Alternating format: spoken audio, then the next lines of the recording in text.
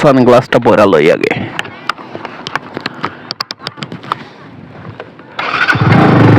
কথা হলো গাছের মধ্যে কি লেখছে ওটা? অনেক উঁচুতে।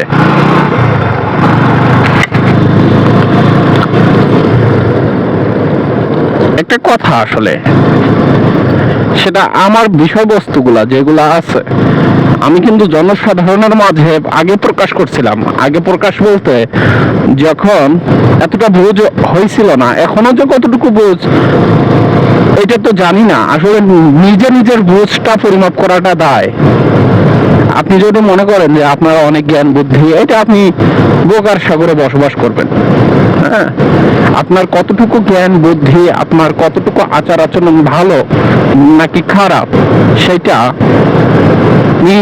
নির্ণয় করবে আপনার আশেপাশের মানুষ, আপনার কলিগ, আপনার ওয়াইফ, আপনার বাবা মা, আপনার পাড়া প্রতিবেশী। আপনি কখনো নির্ণয় করতে পারবেন না।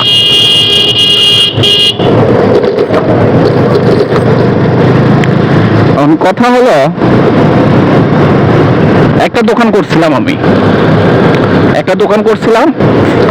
লজ্জার কোনো কথা নয়। তো দোকানে ছিল আমার একটা কম্পিউটার, হ্যাঁ, সাথে ছিল 2-4খানা আপনার হেডফোন ছিল, 2-4খানা, বেশি না। হ্যাঁ, 1000 টাকারও মাল ছিল, এরকম 1000 টাকার মাল ছিল, এর উপরে নয়। তো দিনে কত আসতো? 180 থেকে 200 টাকার মতো আসতো। তো সেখান থেকে আমি প্রতিদিন 100 টাকা করে আমি সঞ্চয় করার চেষ্টা করতাম, বা সঞ্চয় হয়ে যেত। কথা হলো, যখন আমার বিবাহ আর কি কথা চলে বা বিয়ের কথা চলে, তখন খুব অদ্ভুত ভাবে আসলে বিয়েটা হয়েছে আলহামদুলিল্লাহ। বিয়ে শাদীর এগুলা সমস্ত রক্ষণাবেক্ষণ আল্লাহ তাআলা নিজেই করেন। বিয়াকে দোষ দেব না আমি, বিয়ে শাদীকে। তো আমার যখন ম্যারিড হয়, হ্যাঁ, তখন আমার অমুক মানে আমি বলতেছি না, কে বলছে না বলছে, অমুক তমুক আমাকে বলতেছে যে ব্যবসাটা বাদ দিয়ে চাকরির মধ্যে যা। হ্যাঁ, চাকরির মধ্যে যা, নানান ধরনের প্রলোভন দেখাইছে যে চাকরির মধ্যে যা, চাকরি আছে হাতের নাগালে, অমুক তমুক, মানে একেবারে হাতের নাগালে, যেহেতু চাকরি, সস্তার চাকরি, আমারে পাঠাই দিচ্ছে। আমরা বলছিল যে আমার শ্বশুর বাড়ির যেহেতু এলাকারই লোক এখানে নাকি থাকে, এটা বলা হয়েছিল। তারপরে আমি আসছি যে না, ঠিক আছে, দেখি করা যাক। দোকান সব ফালাই দিলাম, দেখি চাকরি আগে করি। জীবনে চাকরি করি নাই, চাকরি করি। অবশেষে আসলাম চাকরিতে। প্রথম কয়েক মাস ভালো কাটলো, সবাই সম্মান দিচ্ছে, সবাই ভালো জামাই হিসাবে ভালোই মানতেছে, ভালো সম্মান পাচ্ছি আর কি। বিপত্তিটা কোথায়? বিপত্তিটা ওই জায়গায় বেজে গেছে। পুরাতন হওয়ার সাথে সাথে এখন আমার বয়স চলতেছে চাকরির মধ্যে 2.5 বছর। 2.5 বছর চাকরির মধ্যে চলতেছে।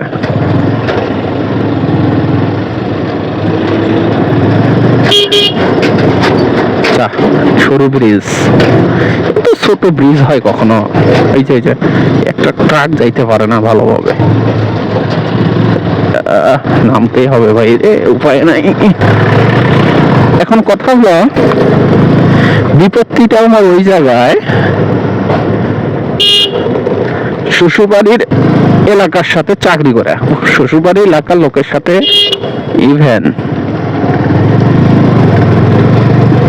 শ্বশুরবাড়ি এলাকার লোকের অফিসে চাকরি করে।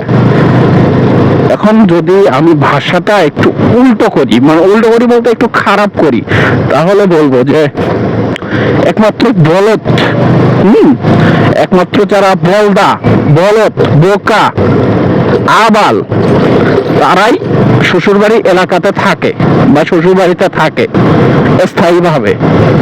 আর আর এক ক্ষেত্রে এইটা নিজের উপরে প্রভাব পড়বে, যার কারণে এতটুকু আমি গালি দিব না। বোকা, এতটুকুই বলবো, বোকা।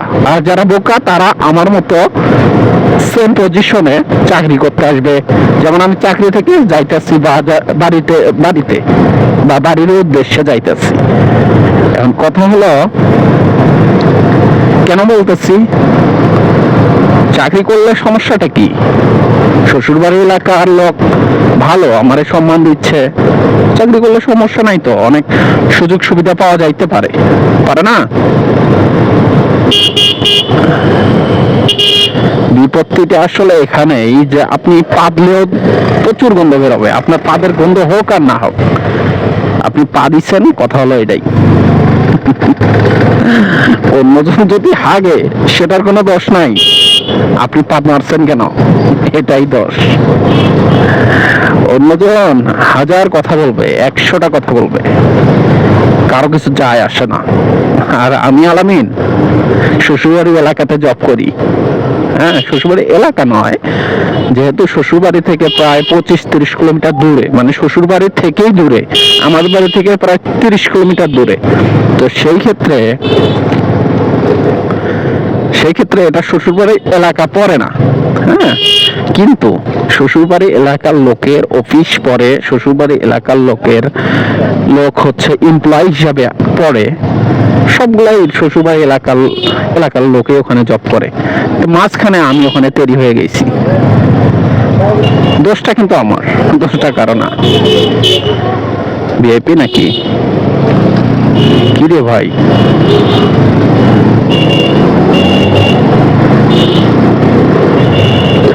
তো কথা হলো, বাল পাক না স্পিড দেখেন উঠাইছে।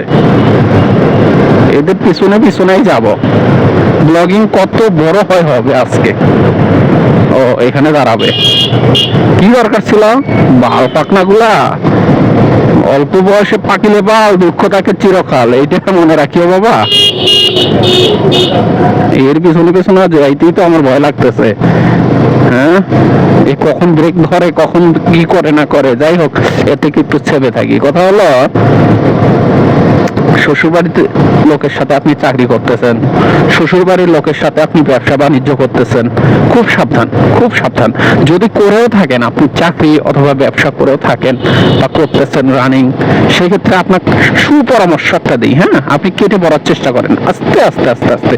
হুট করে তো কেটে পড়া যায় না, আপনি আস্তে আস্তে কেটে পড়েন। যেমন আমি খুব খুব চেষ্টায় আছি কেটে পড়ার জন্য, কিন্তু মাগার পায়ের মাটিও আমার শক্ত নাই। আমি যে কেটে পড়বো এখান থেকে, এই অ্যাবিলিটিটা আমার মধ্যে নাই। আর অ্যাবিলিটিটা আসলে নিজের থেকে বানায় নিতে হয়। আমি এখন এই অফিসে আছি, হুট করে অন্য অফিসে যাব আর হুট করে আমাকে অন্য অফিসে নিয়ে নিবে, এটাও কিন্তু না। অবশ্য দক্ষতা আছে, এই দক্ষতার জেরে অন্য অফিসে যদি এক্সাম দেওয়া যায়, অন্য অফিসে যদি টেস্ট দেওয়া যায়, মনে হয় না খারাপ বলবে। জুনিয়র হিসাবে ভালোই বলবে যে না ঠিক আছে। এখন কথা হলো, বিপত্তিটা এই জায়গায়, যখন চাকরি ছাড়তে যাবো, এক একজনের মুখ জানি কি হয়, এটাই ভাবতে ভাবতেই 2.5 বছর চলে গেছে, সামনে 3 বছরে পড়বে। তো টোটালি 3 বছর যখন পড়বে, এখন পর্যন্ত, এটা জানুয়ারি মাস চলতেছে, এখন পর্যন্ত আসলে ইনক্রিমেন্ট বাড়ানোর এখনো পায়তারা হয় নাই। তবে দেখা যাক কতদূর ইনক্রিমেন্টটা বাড়ায়। ইনক্রিমেন্টের উপর আসলে ডিপেন্ড করবে আমি এখানে চাকরি করব কিনা। তবে একটা রিকোয়েস্ট করব সবাইকে আমি, যে শ্বশুরবাড়িতে যদি চাকরি করে থাকেন বা করতেছেন, এমন তো অবস্থায় রানিং থাকলে তাড়াতাড়ি বাদ দিতে বলতেছি আমি সরাসরি। হ্যাঁ, সরাসরি বাদ দেওয়ার জন্যই বলতেছি বা আহ্বান জানাচ্ছি।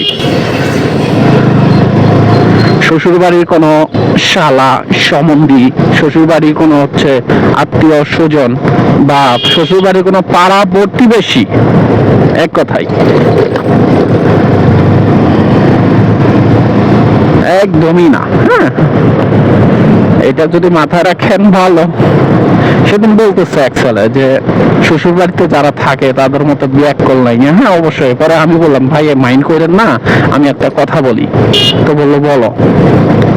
বললাম ভাই শ্বশুরবাড়িতে থাকাই না, শ্বশুরবাড়ি এলাকার লোকের সাথে চাকরি করা, দেন শ্বশুরবাড়ি এলাকার লোকের সাথে চলাফেরা করা অথবা বিজনেস করা, ব্যবসা করা, টোটালি আসলে এটা ব্যাককলি, টোটালি এটা বোকামি, এর উপরে কিছু নয়।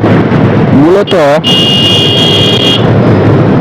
আমার সিচুয়েশন এরকম অনেকটাই পড়ছিলাম। হ্যাঁ, ওরা সারাদিন বক বক বক বক বক বক করবে। এখন কথা হলো আপনি যদি একটা বক বক করছেন, ওইটা ওরা কিভাবে মানে প্রচার করা যায় ওদের দিয়ে যদি